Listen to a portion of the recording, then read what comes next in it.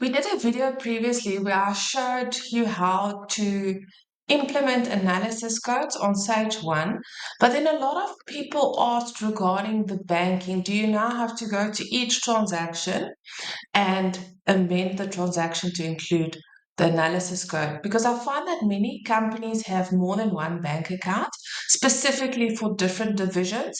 So I'm going to use that example today and just show you how to easily apply the analysis codes when doing banking transactions. So I've created the division. I'm going to say this company does property and retail. And then on the banking, when you go to transactions, on your settings, you can customize your grid as easy as this and just select all the transactions, batch edit, and select the division, whatever this bank account was for. And of course, it will apply to all the transactions you selected, and then you'll just save. If you have another bank account, which is for the retail, of course, you can also do that.